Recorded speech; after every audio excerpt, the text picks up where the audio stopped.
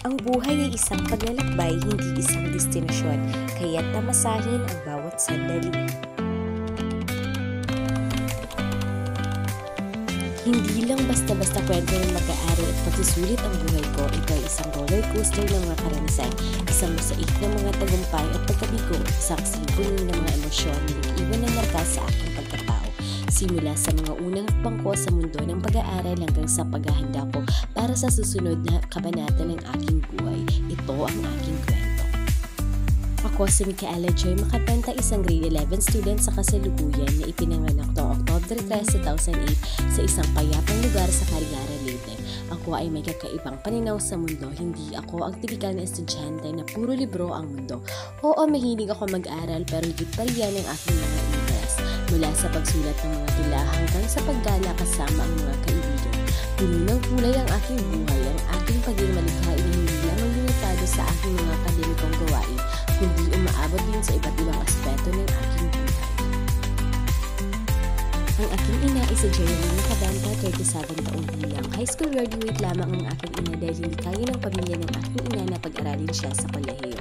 Ang aking ina ay maganda, mabait at higit sa lahat ay maintindihin sa aming magkakapatid. Ang kanyang mga kamay, bagamat may magka ng panahon, ay laging handang umaki at umagapay. Ang kanyang mga mata na puno ng mapagmahal at pag-unawa ay nakakakita ng higit pa sa mga salita.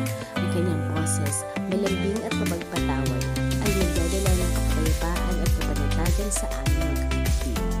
Ang aking ama is Meta Makadanta, 37 taong gulang. Ngayon ang aking ina, ang aking ama ay high school graduate lang din dahil sa kakapusan ng pera. Pagkos napakaswerte kami sa aming mga ama dahil nagsusumikap siya na maibaranas sa amin ang magandang buhay. Ang kanyang mga kamay ay magaspang ngunit malambot, ay laging handang magtrabaho para sa pamilya. Ang kanyang mga mata, puno ng karunungan at paggabay ay laging nakabantay sa aming kaligtasan. Ako ay may dalawa pang kabatang kapatid na sina Zizary at Carol Gwen. May mga pagkakataon na hindi kami nagkakaintindihan tatlo, ngunit kahit ganun pa man, hindi namin pinakalimutan ang pagkakaisa. Ang mga ngiti ng aking mga nakakabatang kapatid ay nagpapaliwanag sa aming tahanan.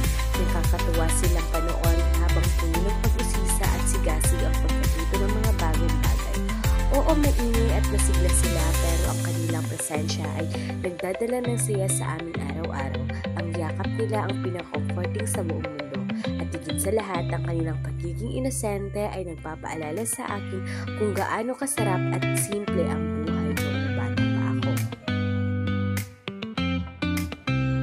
Para sa amin na isa sa pinakamahirap na problema na aming kinaharap ay ang ipinanganak ng aking ina ang aking pangalawang kapatid na premature baby. Dahil ito ay 7 months pa lamang sa kanyang sinapupunin ng individual. Ang aking kapatid ay kasinunod lamang ng isang plastic bottle ng soft drinks na mismo. Tumagwan siyang na-admit sa hospital. Simula nang ipinanganak siya, isang buwan siya sa incubator. Ngunit hindi nawala ng pag-asa ang aming pamilya. Pagkaraan ng ilang buwan, inilabas siya sa ospital. Mahirap ang naging kalagayan namin, ngunit hindi kami nawalan ng pag-asa. At nanalig lamang sa Panginoon dahil sa Panginoon ay walang imposible. Oo, mahirap pero hindi dapat sumuko sa hamon ng buhay.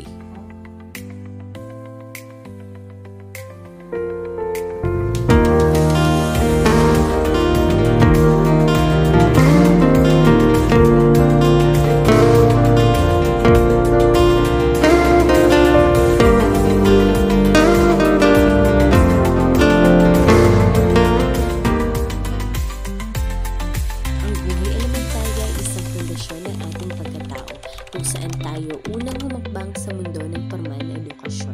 Sa loob ng mga silid-aralan, natututuhan natin ang mga batayang kasanayan sa pagbasa, pagsulat at matematika na siyang magiging sandigan natin sa mas mataas na antas ng pag-aaral. Hindi lamang akademya ang ating pinagtutuunan, kundi pati na rin ang pagpapaunlad ng ating mga talento at interes sa iba't ibang larangan. Sa nitong ito, nabubuo ang ating mga unang pagkakaibigan. Nagkikilala natin ang iba't ibang personalidad at natututong makisama sa iba't ibang grupong tao. Ang mga kalaro sa elementarya ay nagiging mga kaibigan na kasama natin sa mga laro, kwentuhan at maging sa mga kalokohan. Ang mga akala-alang ito ay mananatili sa ating puso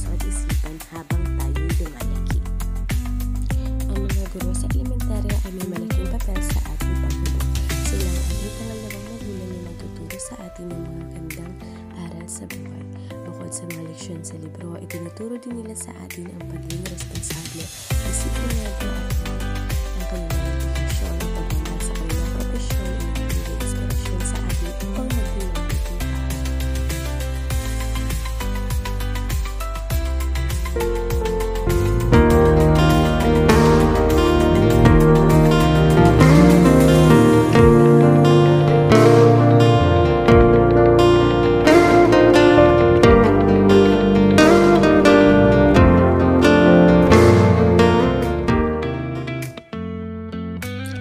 Ang buhay sa junior high school ay naglalayong bigyan ng mga estudyante ng mga kasanayan, gawi at pagpapahalaga na mahalaga sa pagharap ng iisang magbabagong lipunan.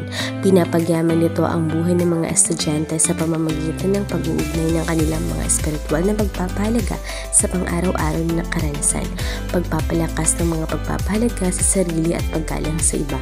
Ang layunin na ihubugin ang mga individual na nagpapahalaga sa pagmana ng mga Pilipino, nagtataguyod ng katarungan at nagtataglay ng intelektual na pag-usisa para sa tagumpay sa paghihirap na akademiko at karera. Bukod dito, pinag-uusay ng junior high school ang mga kakayahan at interes ng mga estudyante na naghahanda sa kanila para sa produktibong gawain at karagdagang pag-aaral.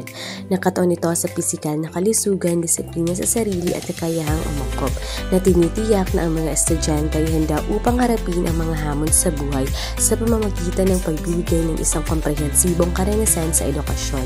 Layunin ng junior high school na hubugin ang mga individual na may malawak na kaalaman at handang mag-ambag ng positibo sa kanilang mga komunidad.